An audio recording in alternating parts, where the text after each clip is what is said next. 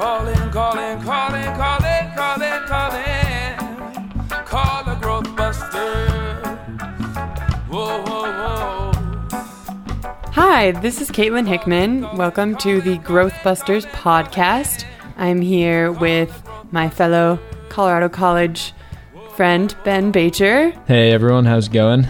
And the big boss, Dave Gardner. The big kahuna of growth busting, right? Yeah. And this week we are talking about a couple of really exciting stories. The first one is Prince William and Princess Kate's decision to have a third child. And I'm dubbing that William and Kate plus 8. Not yet. Not yet. Hopefully never. And then what's our second story for the day? Our second story for the day is the overcrowding of parks and trails and the need to institute fees places. And we're going to be talking about the root cause of that doesn't usually get acknowledged. Royal couples having 3 children would be one. Yeah. True. Perhaps, yeah. But before we jump into those, Caitlin, what I'd like to do is just give a nod to the people behind the Growth Busters theme that you hear at the beginning and end of each of our podcasts. I hope you like it. Probably don't like it as much as I do. I'm pretty fond of it. But it was composed for the documentary Growth Busters Hooked on Growth that I produced several years ago that really was the genesis of the Growth Busters project. It was composed by a guy named Jake Fader in Cincinnati, and the vocals are by Carlos Jones, who actually happened to perform at the White House with his brother Norman Jones at the Easter egg roll in 2011. So nearly world famous. And Carlos Jones leads the Peace, Love, Unity Syndicate, the Plus Band in Cincinnati that was formed back in 1995. How many bands do you know that have stuck together that long? Very few. But I just want to give them a special thanks. I really think it's kind of a cool song. And we'll play it for you every time we do a new episode. If you want to learn a little bit more about Carlos Jones, the great vocalist, you can go to carlosjones.com and check him out. So that's my nod to the music. Awesome. And now let's get to William and Kate plus 8. So what was the baby's name? Is it named yet? I don't think they've announced a name because I don't think they've announced gender yet. Okay. Yeah. That makes sense. But what this is all about is, of course, on September 4th, we got the announcement that Prince William and Kate Middleton, royal couple in Great Britain, are pregnant with child number 3. And normally, that would just be something for People magazine, right? In USA Today, everybody's congratulating some celebrities that are having another baby. And of course, it's always something to celebrate, and it's always something to congratulate people for. But this one, we've got a little bit of controversy swirling around it, mainly because a couple of people who run a nonprofit called Having Kids had written a public letter to the royal couple way too late, apparently. They should have sent that letter maybe 4 months ago or 3 months ago or something like that. 5 years ago, maybe. Yeah, maybe so. But they sent that letter July 25th. Kate was probably already pregnant. But anyway, Anne Green and Carter Dillard, co-founders of Having Kids, published this letter and sent it to the royal couple, and I'll just share a few words from it. We wanted to offer a few thoughts for your consideration. As you know and appreciate, the example the British royal family sets is extremely influential. Many studies also show that public figures serve as effective role models when it comes to family planning. Your discussion of having a larger family raises compelling issues of sustainability and equity. Large families are not sustainable. So they were basically asking Kate and William to consider very carefully whether they should have a third child in an overpopulated world, and especially when their children would probably, safe to assume they were going to have a huge footprint compared to the average kid in Great Britain, not to mention the average kid world around, right? So they had made this suggestion. And even before the pregnancy was announced, that generated a wide range of responses, and that's one of the things we want to talk about today, right? Is what's behind that, and was that a good and proper suggestion? And did William and Kate do the right thing? What's behind all that? Right. A lot of questions behind that. There were so many interesting things about that story because it intersects with a thing that we talked about on the last episode, which is it's hard to decide when to call people out on things when we're all such hypocrites. And especially with the people obviously have a really hard time doing that when it comes to the decision of families and family size, because it is so personal. But I also think that it's fair and reasonable to talk about people who are role models for the rest of us and can set a good example if it's done nicely, I think, which I think the letter that was sent to William and Kate was really nice. And the goal of that organization having kids is to provide a fair start in life for all kids. So the idea that maybe if you've already had a kid or two, it's better to support a child that has already been born that doesn't have an equitable start in life. And I thought that that was a really noble effort, at least. I don't know if I would have sent a letter myself, but yeah, I appreciated what they said.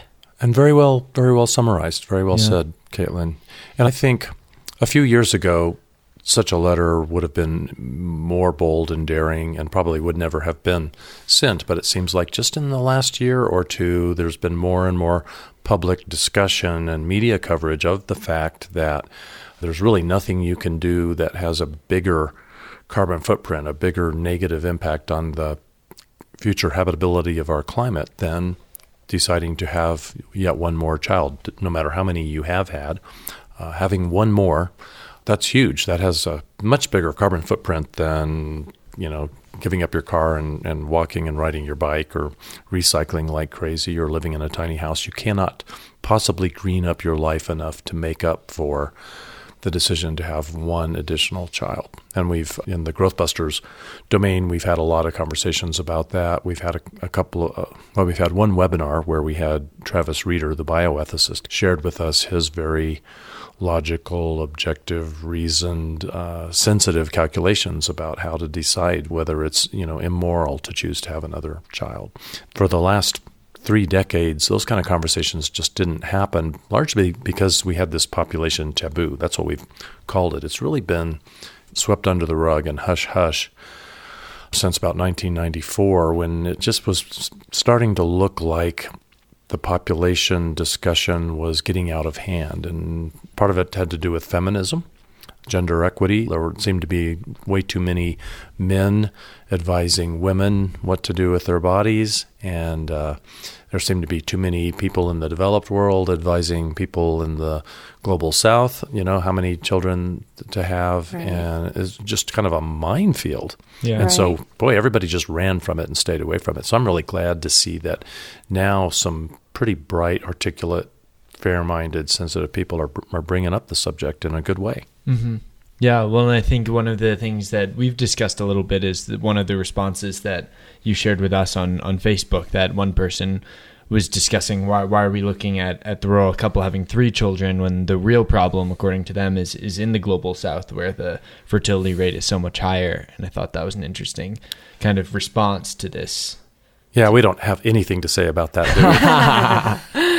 No, and we've never talked about that before either. Yeah, definitely the idea that if the highest earning people in the world are choosing to have more kids, their kids are likely to be big consumers and create much, much, much, much more of a dent in terms of carbon emissions and consumerism than a baby being born in a lot of other places with a lot less high of an income. Yeah, it just never ceases to amaze me, the number of people out there who haven't really thought that through completely. There's this knee-jerk reaction to say, what? You're talking about how many babies someone's having in the overdeveloped world. They don't call it that, but I do. Where our fertility rate's already about replacement level. We don't have a problem. They don't recognize that, wow, in an overpopulated world and in an over-consuming country, wow, the next kid is really huge. Now, that doesn't mean that we shouldn't have some concerns about the countries where the fertility rate is still twice or even more than twice what it is in the overdeveloped world. Even though those children will have a much smaller footprint, everybody really is rooting for those children to be able to live a decent life. And if that happens, then their footprint will inevitably get bigger, and then those numbers will matter. Plus, just the very fact that they have such large numbers of children in those countries actually keeps them from being able to develop, and I hesitate to use that word because, the definition is just so screwed up. We really don't want them to develop the way we did. We want them to develop in a smarter way. But get out of poverty. It's harder to have needs met and get out of poverty when generation after generation is having 5 or 6 or 7 kids. I was just looking at an article that I read about this whole William and Kate story from another perspective that, I was totally unaware of. The article is in The Independent, and it's called "While You Celebrate the Third Royal Baby, Remember All of the Women in Britain Who Aren't Allowed a Third Child." And I didn't know that this year in April, the government in the UK reformed child tax credits, introducing what is commonly referred to as the rape clause, which is a new law that says women are unable to claim tax credits for any child after the first 2 unless she can demonstrate conception occurred as a result of a sexual act which she didn't or couldn't consent to. And that was interesting and got me doing research on child tax credits, because I've never, from like a sustainability perspective, I've never been a fan of the idea that people should get tax credits for having a child when that's such a huge problem. But I didn't realize that the intention behind those credits is to try to create less staggering inequality, and that they're not like handouts really, but that they're trying to mitigate an unfair gap. And it made me think about my perspective on those now. And I feel like ideally, if there are going to be, like, if you're going to take away child tax credits after the second child for all women, then William and Kate can still afford to have a third baby, but a lot of people can't. So if you're going to go that far and take a coercive measure like that, maybe you should go as far as taxing families like the royal family for having a third child, or just do it in more of an equal way, so that you're not just taking away the ability to have children from the poor. And I've just been thinking about that. That's a killer subject, really tough to wrestle with, I think. It is. Because, I mean, for a long time, I've thought, wow, how ridiculous is it now that we know the world's overpopulated? Why are we in the U.S.? We have child tax credits. We have extra income tax deductions for every additional child. There are basically financial incentives to have a larger family. And it seems like we ought to be having financial disincentives. And yet, as you wisely point out, it does kind of create this unlevel playing field where the rich can afford to have children and the people closer to poverty level really can't. And I get that. I think it was put in place to make sure that children who were born, their parents could afford to take care of them. I don't think it was put in place to incentivize bigger families, although it would be interesting to go back and dig into that and see if maybe it was. But it was certainly put in place in a time where bigger families were the norm, they were celebrated, it seemed like the thing to do. Right. So it made so much sense back then, and it makes so much less sense now. And yet I understand that if we do just suddenly do what Great Britain did, that suddenly William and Kate can afford it and a lot of other people can't. Still, when you think about it, that might be unfair, but how fair is it to have a situation where couples are somehow incentivized to have so many kids that those kids are going to have lousy lives, whether they got the tax credit or not? They're not going to be able to eat. And, in a world of 11 billion people, there's going to be a few extra billion people starving or starving to death. And so maybe eliminating the child tax credit would be the lesser of two evils. But I don't know. It's definitely an interesting question because, and I was reading a little bit, and I can't remember if I read this or if we talked about it somehow, but completely eliminating the tax credit, I think I read somewhere they were basically saying it's somewhat akin to eugenics, because the people who are low on socioeconomics will naturally have less children, and the people who are wealthy will have more children, and so it's basically I don't know what the answer is, but I think it's somewhere along that line of the middle that Caitlin suggested of perhaps having a sliding scale of as the more wealthy and the more impact your child will have, the more of a tax you have to pay to offset the impact that your child will have on the world. I don't know. And I have no problem with that. I think that makes perfect sense, but I still have a problem with just dismissing the elimination of the tax credit a little bit. I mean, it really raises the question, is it so important for people to have children? Is that like universal health care or something? Is it so important that we should socialize the cost, that everybody in society should pitch in to make sure everybody, if they can't afford a kid, then they get some kind of subsidy to have children? Is it that important? Is it that much of a basic human right? I kind of think it is a human right to be able to have children, and I'm not saying it to have 8 children, but I think 6.5 maybe. but and perhaps there could be something done with a sliding scale there too, of like to incentivize smaller families. As you the more children you have, the tax credit goes down and down, but then the tax rate goes up if you're wealthy. Or the tax rate goes up. Just because I think it should be a right to be. I mean, biologically speaking, that's largely part of our purpose. Is that's opening a whole nother can of worms, I can see from your face. But we just don't have time. But and I think taking that away from everyone is really only taking that away from the poor. And I think having 1 or 2 children, I think those children should be allowed to have a good life, essentially. And taking away that tax credit is limiting that ability. Right, yeah, and it's interesting because I hear where you're both coming from, in that if we want children to have good lives, wouldn't it be easier just to let the wealthy have children? But we can't go there for sure. No. I mean, but I mean, like, in terms of providing financial stability without having to tax like easier in terms of not having to tax a whole country to close that gap in inequitability, but also how that's eugenics. Right.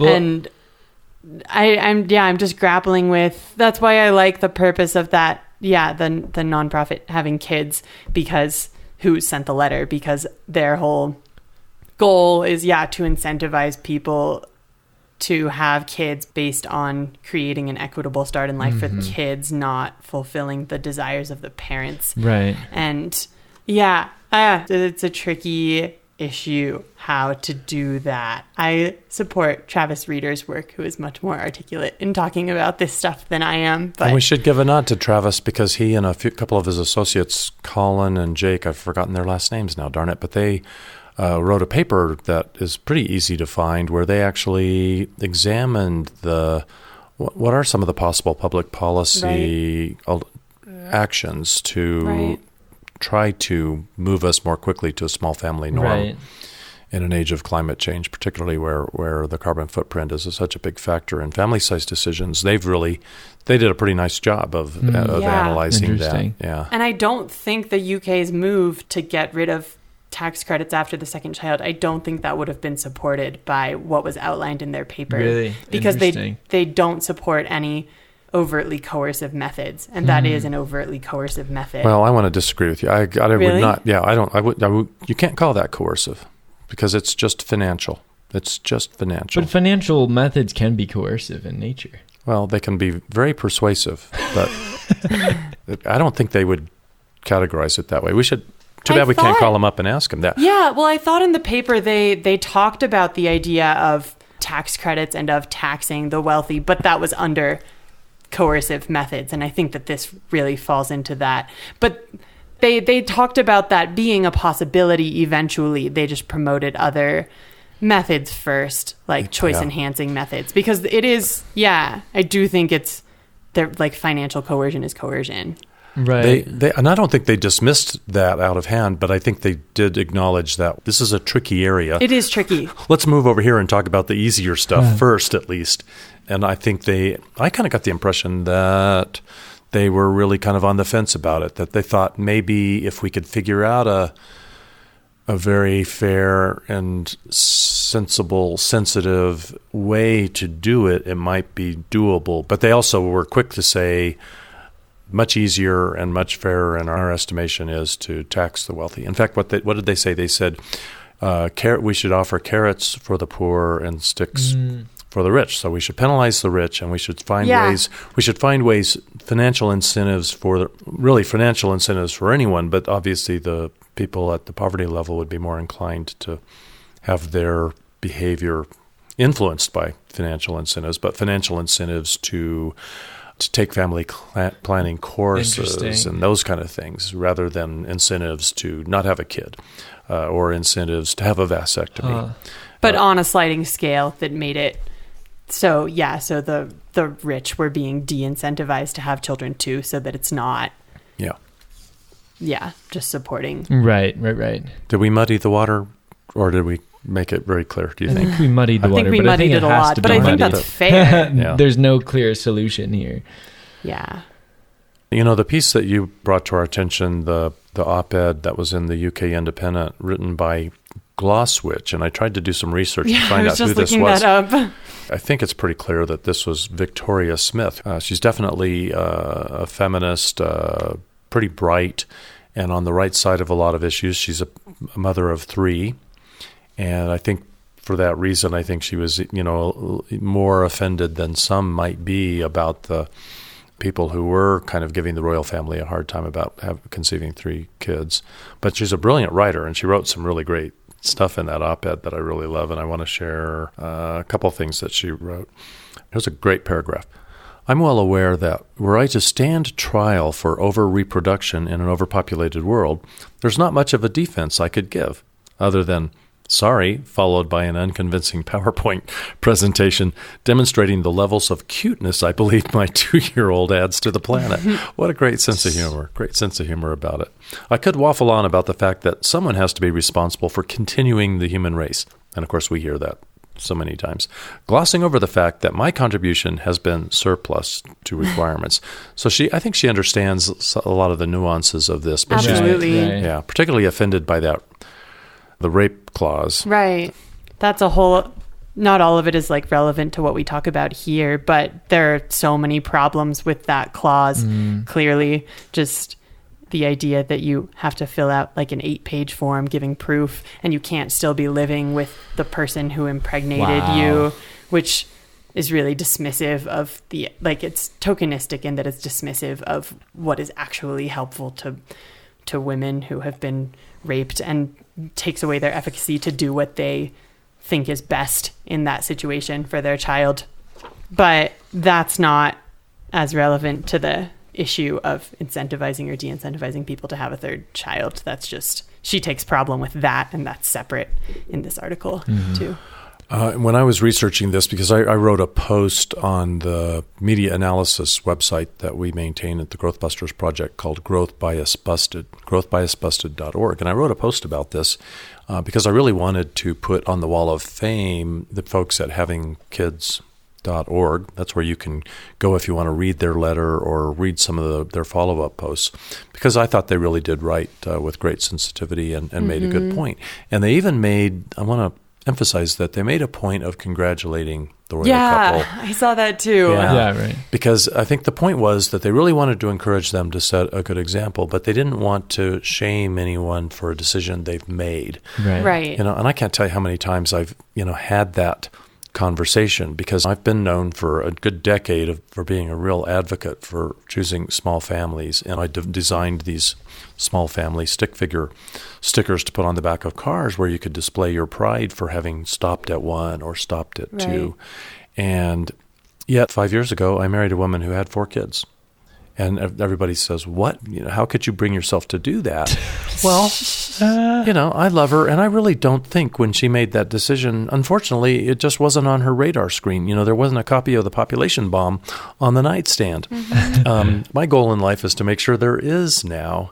And at some point, I might be a little less forgiving of educated people for, at some point, there's going to be no excuse for not understanding that the world is overpopulated, and your decision about family size, unfortunately today, with the situation the way it is, if you decide to have 2 or more children, it's going to be somewhat indefensible. It's going to be, I think it will eventually be labeled irresponsible. It will be the same as today, driving a Hummer.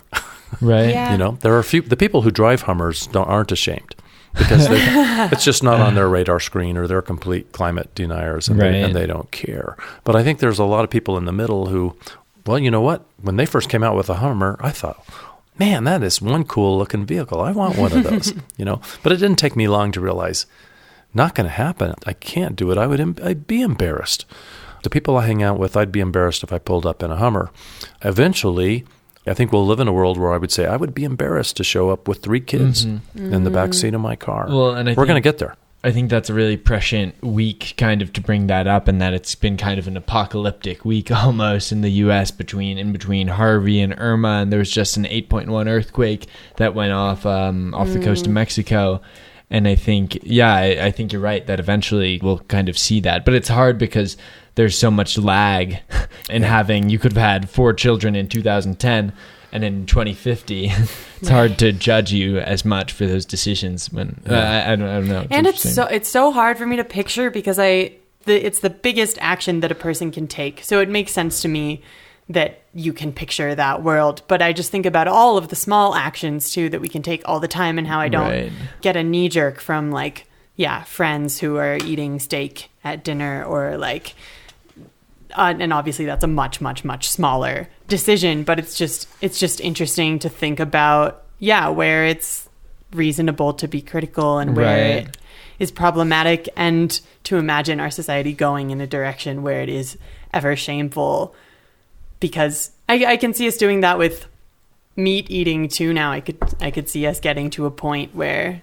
eventually, if someone is eating a ribeye steak every dinner, we're edging our way in that direction. Yeah. Because I'm embarrassed that, I haven't gone vegan, and I'm embarrassed about that. I know I really should. I've cut way back on my meat. Caitlin, I know you've made this noble decision. It's not necessarily an easy one. It's not necessarily a miserable decision to No, make. definitely not. I love chocolate. Yeah. But, if I happen to be sitting at a restaurant across from you and I decide to order a burger, well, I feel a little ashamed about that. Mm-hmm. And in fact, most of the time I'd be unlikely to do that. But I think you've seen me do that once. Yeah. Well, it's interesting because I take so much, I try so hard to not make people feel that way, because that's also such a fair criticism of a lot of vegans, not ones that I know. The holier than thou kind of thing? Yeah. I don't know. I don't think it's fair. I'm not the perfect environmentalist by any means, and I'm not the perfect person either in terms of the ethical reasons for my food choices too. So I try really hard to make people feel comfortable about what they're doing, because I just assume that there's also a lot of I have a lot of privilege that's enabled me to access the knowledge that I've had about that, and I feel the same thing is true with family size decision. And it's interesting because I wouldn't want to make people feel embarrassed or shamed, but at the same time, that's how things tend to change, I guess. And that's not something that I had really considered until you talked about it just a little bit ago. So yeah, I think we have to we have to thread this needle, and we have to not today seek to shame someone who just got pregnant with their 3rd child, or just gave birth to their 3rd child, or even their 4th child. People are going to naturally come up with their own assessment. Right. They're going to feel in their heart whatever they feel, and we're going to end up with a world where, without us having to work on it, they're going to feel some guilt, probably, or shame for doing that. But what I think we can do right now is I think we can give people a reason to be really proud if they make a decision to have 0 children, or just 1 child especially, or maybe even 2 for a while, as we really kind of work to change that norm. I think making it cool to have a small family, that doesn't really hurt someone else. Someone with a large brood of kids, that they can interpret that however they want. We're just not going to put up posters that say, look at this family of 8. Aren't they horrible? This is the American dream. Well, It's interesting because I think about, for me, I think I have a pretty, not inherent, but like through my growing up, I just always a big family. I come from a family of 4. I have 3 sisters. And me too, by the way. Yeah. Oh, and 3 sisters? No, but 4 kids. Okay. Yeah. And so I just kind of, I think in my family, and I'm not sure about other families, there's always been this kind of like bias against smaller families. And when I imagined a family, I always imagined having 3 kids or perhaps even 4, I don't know. And because like we'd see someone and who'd like have some problems, and my mom would be like, oh, he's an only child, and we'd all be like, that happened in my family too. Poisoned your mind. I know some wonderful only children. Yes, there's some wonderful only children. There are more benefits than there are drawbacks. But I just wonder how common that sentiment is. That's where I thought you were going to go with the last thing that you said, like incentivizing making smaller families look cool, as opposed to what we've seen, which is like, I feel like having a large family is part of the American dream. It is. And in the media as well, like all the sitcoms, it's never, maybe there's some with 2 kids, but I feel like for the most part, it's like 4 kids and they're all fighting with each other and it's a jolly good time. I don't know. Well, there were some recent, I want to say Volkswagen ads, I think, where they just showed the family getting bigger and the car, and they keep moving up to bigger model cars, right? And how like sentimental that is. It's the American way. And we definitely have to get away from that. So in the shameless plug department, I really do want to let everyone know that the Growth Busters Project has these great stick figure family stickers that you can order. You can go to growthbusters.org, click on the store, and you can get a Stopped at 0 or a Stopped at 1 or a Stopped at 2 sticker to display your pride and just gently help the world embrace this small family norm. We also have child-free. So if you don't like Stopped at 0, you can get a child-free sticker. And I'd like to see those on the back of every Hummer out there. Mm-hmm. No. They won't be on the back of I was thinking about right? You guys just missed that. That went over my head. Same. It makes the pessimistic side of me, on the other hand, thinks about how much we can allow for gentle change as well. I don't know. Yeah. Well, that was another part of my like conundrum with this whole thing. I get so squirmy when I think about any like coercive tactic. I just don't like thinking that anyone feels like they can be an arbiter of like morality and what someone else can do. But then I think about the effects of climate change and how disproportionately it will affect people who already have the most need and who are already in some of the countries that we've named that we like to deem underdeveloped, that will be underwater before like I suffer any serious consequences of climate change, and how there's no way to do this where no one gets hurt and where no one has to, and that's just a really hard truth for me to swallow personally, because I still don't feel like I can take that like power into my hands to feel like I can say what someone should or shouldn't do when it comes to little decisions like food choice. And I also think it's going to be just very difficult, because I think I agree. I think it's going to be, if significant change is going to happen, it's going to suck and it's going to really hurt right now. And so I think just in our political and in the future, it's not like it's going to hurt for a little while and then get immediately better. It's going to hurt for a long time. Definitely. But I think it's hard to embrace anything that will really hurt right now. Exactly. And especially from a political standpoint, no one wants to do that. And so I just don't know. We haven't set up our political systems to be able to do that. Right. And there are reasons for that too. It's a big, big problem to navigate. It just kind of makes me think about how the whole system, whenever I use the word system, I feel like a conspiracy theorist, but the whole system is set up for immediate reward, because it's like you're in office for 6 years, say, so you want to get the economy going for 6 years, and I feel like that's part of the issue of why growth is so in the system, because I think growth can have very good short-term benefits sometimes, where if you really boost growth and you really get the economy booming, it can be great for a couple of years.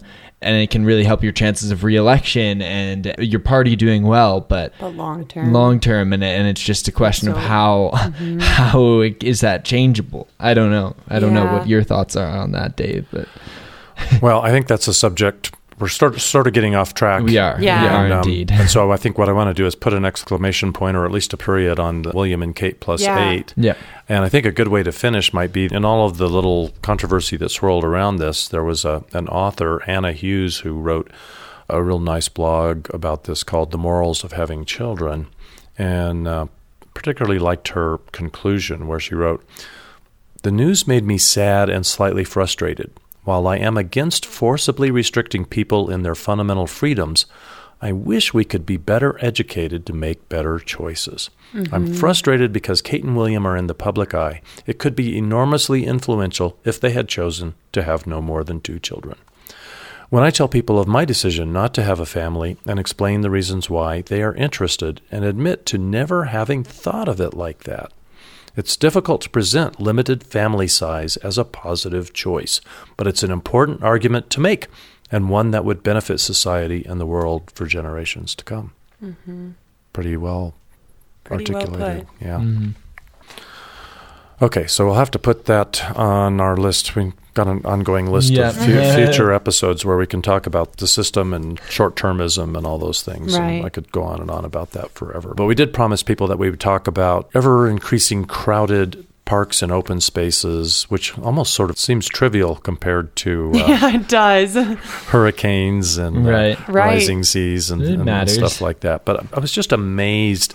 I suggested this subject because of just the amazing number of headlines that crossed my transom this summer. I'm just going to read the headlines first. "Paradise Cove still free for now, but not for long. Zion remains on pace for record visitation.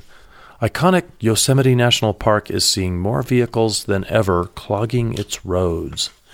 Hanging Lake Plan limits visitors to 615 a day and requires a permit. Yellowstone Park vehicle traffic nearing capacity. A Garden of the Gods without vehicles? Study to examine possibility." So these are just the things that I saw in the news over like a 4-month period. The overarching theme is that these are beautiful natural places where they're being loved to death, and the onslaught of human beings enjoying them has gotten to a point where it's a problem and they're going to have to do something about it. Right. And the numbers of visitors are increasing much more quickly than the rate of population growth. So none of these stories mention population growth, but I want to just say population growth is a factor of it. You know, if you have a growing population, well, duh, I think you're going to have to expect that wherever your population is, your country, your state, your city, your region, wherever, you know, you're going to have more population pressure on the wonderful places. And we see that in our own community where on the weekend, our most popular trailheads, you just can't find a parking place. And really, there's so many people on them that it's getting to be less fun. There's even one particular section of a trail we call Section 16 where I really hate to go because it just smells like dog poop. Because there are a lot of people who hike it who do pick up after their dog, but there are so many people hiking it that small percentage of people who don't know what proper etiquette is on the trail leave it behind, and it's almost like being in a dog park, and it smells like dog poop. It doesn't smell like nature to me at all. But anyway, back to where I started with this was that the number of visitors and the pressure on these places is growing faster than the population, which means people are appreciating more and more the natural world. That is good news because, you know, if you don't ever see nature, you can't really be expected to really appreciate nature, and we need to appreciate it. Right. Yeah. Maybe want to have less kids. Yeah.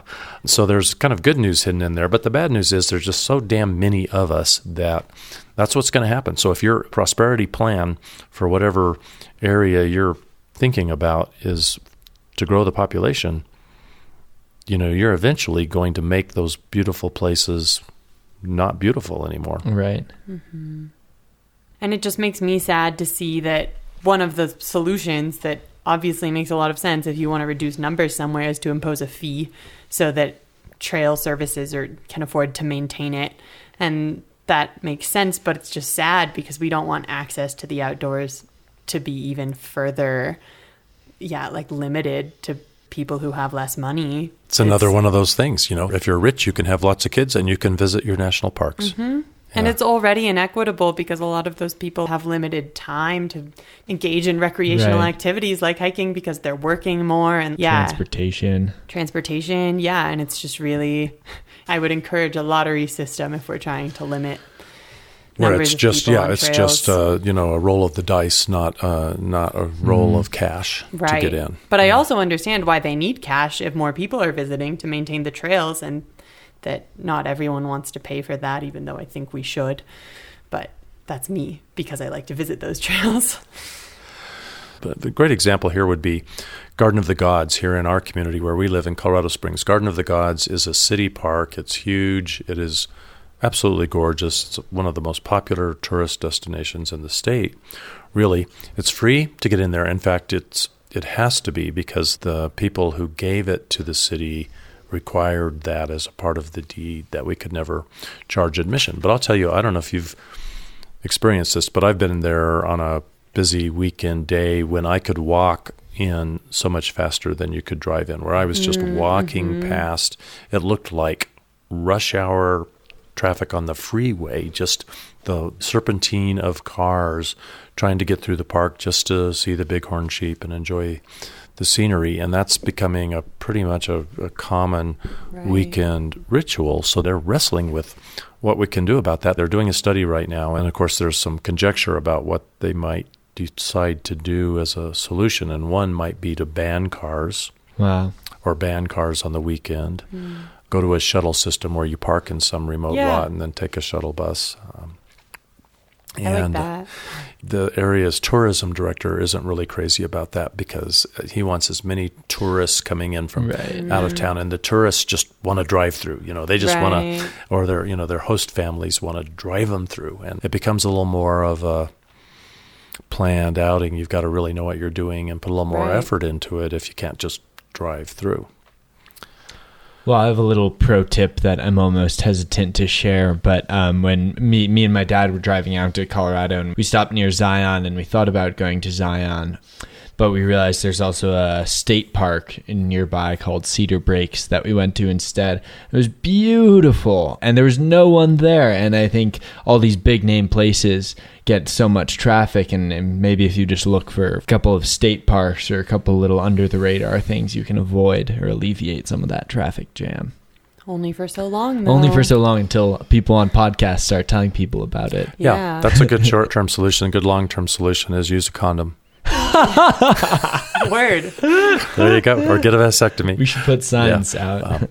But a good summary here in one of the stories was that Glacier National Park in the spring opens some roads to cyclists only, which I think sounds like kind of an interesting, not quite as good as condoms, but almost. Crater Lake National Park reserves roads for cyclists and hikers on certain days throughout the year. Shenandoah National Park in April celebrated Car Free Day. And on June 3rd, a long stretch of the Redwood Highway through California's national and state parks closed just for hikers and cyclists to use. I think that would be pretty cool. And so there's been some talk about just a motorized vehicle-free day for Garden of the Gods. And in fact, the Parks Department's actually thinking about doing that at Garden of the Gods on Earth Day next year. Oh, that'd be really cool. Yeah. But those are Band-Aids. Right. They should have certain trails only open to people who have had 2 children or less. Now you're talking. Coercion, Ben. Coercion. I guess I've got to talk a little bit about Paradise Cove because have you ever heard of it? Oh, yeah. We've been. Have you been? Yes. It was a really interesting experience, It was very too. interesting. Kind of relevant because it's relevant to all of the criticisms of the overpopulation problem at Paradise Cove. Yeah. And we saw there was like a person who dropped a beer bottle that shattered and the glass fell like off of the jump and could have hit someone who was in the water below. And there was like a person who belly flopped and then had to get carried out on a stretcher. And then a helicopter.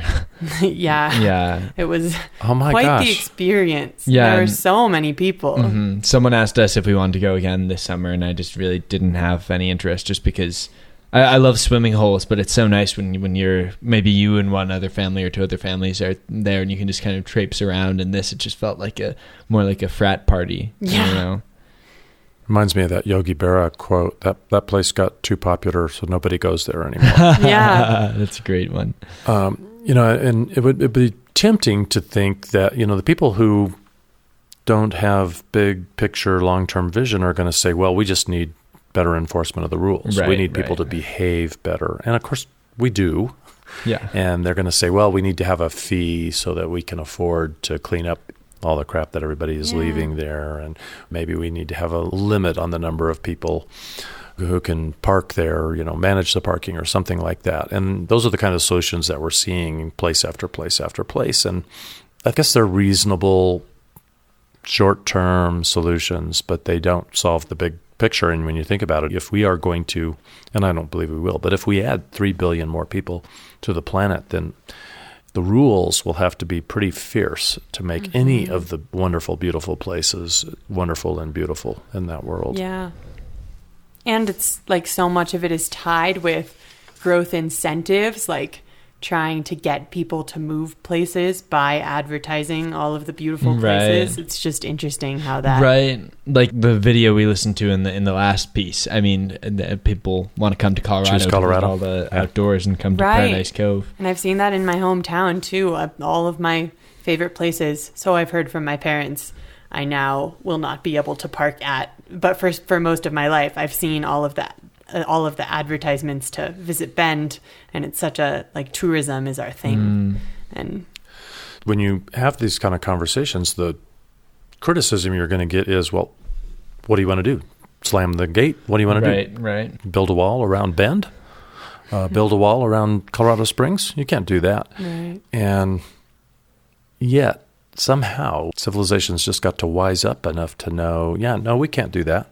But what we can do is just be smart and stop having 4 kids, 6 stop kids. Incentivizing people to grow. Stop chasing that, Yeah. I think that's like the biggest thing. Even if we can't go as far as to tell people to not do something, we can at least stop encouraging it. Right. Yeah, and that's what's happening. Everyone's prosperity strategy, every community's goal, their metric for success is, well, how fast are we growing, or how many tourists are we attracting? Yeah. And I don't remember who told me this, but they basically said every place will eventually be equally unattractive, because people will leave the unattractive place. They will swarm to the attractive place until it's unattractive also. And eventually every place will be unattractive. And that is kind of what we're working on. It's like an equilibrium kind of. Yeah. Yeah.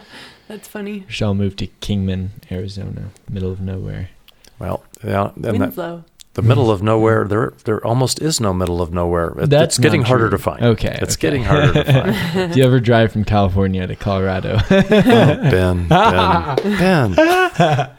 we have got to work on you. The places that really are in the middle of nowhere, you know what? Even if they're ugly, if there's no one there, they become beautiful, don't they? Yeah, right. Because of the insanity of the places with all the people. Yeah. No, that's what I felt when when we were driving out to Colorado, and we were in the middle of the Nevada desert, and it's not a classically defined beautiful place because there's nothing there, just flats and then some mountain ranges off in the distance. But it was kind of beautiful to see that. but no one lives out there, and it's actually a fair amount of countries like that. I don't know, it's interesting. But we just swarm to these metropolises. Yeah, used to be you would have insisted on a beautiful pond and some shade trees. Now you're just willing to settle for no people. Yeah, right. It's a desert. It's 115 degrees, but there's nobody here. I love it. Have you ever seen the film Koyaanisqatsi? Yes. Okay. Great film. And I'll trade you one. Have you read Desert Solitaire by Edward Abbey? I have not. My dad's told me I have to many times. Got to. Absolutely. So to put a period on this one, unless you guys have a better period, and you're welcome to one-up me, the Yosemite story I read ended with this comment about Ernest Smith, who photographed the rivers of cars streaming into Yosemite Valley from a vantage point normally used to capture souvenir images of Half Dome and El Capitan. Scrolling through the images on his digital camera, the San Diego resident offered this summation: "This place is insane." Well, this civilization is insane because we are chasing growth, and we know that we are ruining nature in the process, and yet we cannot bring ourselves to stop. It is bizarre. Very, very. You are insane. Okay, anybody want to trump that? I think that was a good note to end on. I think that sums it up. Okay, it probably does. It does. So that leaves us with the lightening the load segment. Oh, I always forget. I forgot. I forgot too. Oh, no. So let's see if we can come up with anything on short notice. Okay. Yeah. Oh, I've got one. I'll start, and Go. maybe it'll inspire you. This is one that I was inspired by Colin Bevan, a New York City journalist who wrote a great book called No Impact Man, one of the most charming documentaries, in fact, about his experience, called No Impact Man. I cannot recommend highly enough. He and his family spent a year in Manhattan trying to live with as close to zero footprint as they could. I didn't realize that was in Manhattan. In Manhattan. That's Crazy. amazing. And it's just such a fun story. His wife went out and bought a pair of $500 boots the week before they started. That is And then so funny. in the middle of it, in the middle of this film, she's begging for a venti latte from Starbucks. Their apartment was 6 flights up, and they stopped using the elevator, and they walked up those stairs every time. Wow. But anyway, one of the things that Colin and his family did is they got rid of paper napkins. They just used cloth napkins, which most families pull those out on Thanksgiving or something like that. And I thought, wow, that's simple enough, and what's the big deal? And so that inspired me. Right about then, I decided, okay, no more paper napkins. So I refused to use one. Every now and then, if I'm on the road, and I didn't think to bring a cloth napkin, I will do it. But at our house, we don't have any. We offer our guests cloth napkins, and we know that we're going to have to wash them. But you just toss them in the wash with something else. You don't have never do a special load just of napkins. There's just not that much volume to it. And even when we had outdoor movie night where we had 30 people over here for a potluck, we have accumulated enough cloth napkins that we were able to provide everybody with some. And our neighbors are starting to get it. Several of the people who came to outdoor movie night actually brought cloth napkins with them. So we're infecting people slowly. And over time, I got to where I would remember to throw a few cloth napkins in the car when we were going on a road trip so that we would have them at restaurants. And I'm getting on an airplane, unfortunately, tomorrow. And packing a lunch, and I will wrap that in a cloth napkin. I'll have in my backpack a cloth napkin, so I do not have to get a paper napkin. It's not that hard to beat the system and stop using stuff, wasting stuff that just goes in the landfill and forces you to cut down trees. So that's my load lightning tip. On the topic of not wasting stuff, this is a kind of obscure tip, but it just reminded me of last summer. I lived in a house of guys who were big fanatics of the game beer pong. I saw the movie about that, Animal House, right? And most people, they just throw out you play with red solo cups and they just throw out the solo cups at the end of the night. Yeah. But my house actually kind of surprisingly, because the guys weren't all that environmentally conscious, would just leave them out on the table, and then the next day we just run through and clean them all and use them for the next time we had a party. And it wasn't that difficult. And it actually saves a fair amount of money. Sounds like a good group bonding experience, too. It's great bonding. I thought you were going to tell us that you guys, put ceramic mugs out there so that there wasn't I don't think that would end well during a game of beer pong. And it would ruin the integrity of the game. The rims aren't right. I guess that's true. And it's incredible, the footprint of creating a ceramic mug. Surprisingly, you have to go through quite a few disposable coffee cups to make up for the footprint of the ceramic mug. Yeah. Wow, that's crazy. Because of the firing? Well, I think every aspect of it, right, the mining the whole of the whole supply chain. Yeah. And it's just like canvas grocery bags. The footprint of creating one of those bags, you'd have to go through a lot of plastic grocery bags. Now, I'm not telling you guys this to encourage you to keep using disposable coffee cups and because I'm plastic sure it's grocery still bags. Right. But you got to start young, start now.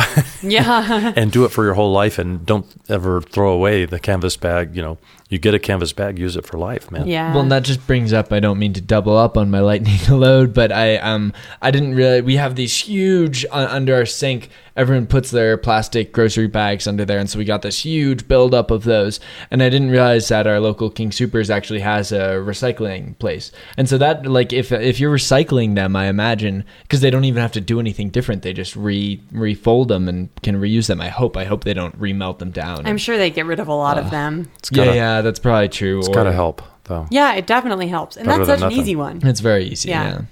I came up with a fun one while we were talking, which is if you are interested in dabbling in plant-based eating, a good place to start is with ice cream. And it's not even that hard to find. Ben & Jerry's released 4 non-dairy flavors like last year, and they just added 3 more. And I'm going to go buy some after we finish recording this. I can't speak highly enough of the peanut butter and cookies, which has peanut butter and Oreos. I just want people to know that plant-based eating isn't literally eating lettuce all the time necessarily. Although this isn't the most sustainable diet one could have, it's still easier than you would think. I thought you were going to tell us we have to have crabgrass fudge supreme. Yeah, no, but you can have chocolate fudge brownie. No, but that's actually something that I've learned a lot from knowing Caitlin. I always thought vegans loved salads, and Caitlin probably hates salads more than anyone I've ever met. That's not true. Wow. I like salads. Okay, but much less than I imagined a vegan would like salads. You Right. know, I think that the image of a vegan is I love kale and salads so much. That's and not me. I hate it. I hate it when I'm going out to dinner with a group of people and they're like, well, you can have salad. It's like, that's not what I want. I want mac and cheese. So does she have ice cream like once a day then? As Not often quite. as I can. But yes. Wow. Okay. Man, wait till she's pregnant with her 3rd child and the ice cream urge really hits. Not I don't want to know. going to happen, hopefully. Okay, I think this has been a pretty good show. I wasn't sure after episode 2. I didn't think we were as much on our game as first episode. First episode, I thought we rocked it. Episode 2. Let us know if we did. Well, I'm not the best judge of it. Oh, no, I meant like people listening. Oh. Let us know. I don't know. Comment. Check or out something. the ratings. Okay, I thought you were just inviting me to send you my You notes. too. Give That us was some terrible. notes, Dave. You're fired.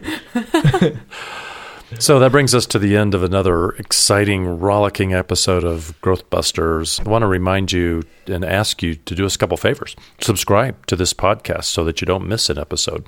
And wherever you get it, you can probably rate us and maybe even review us.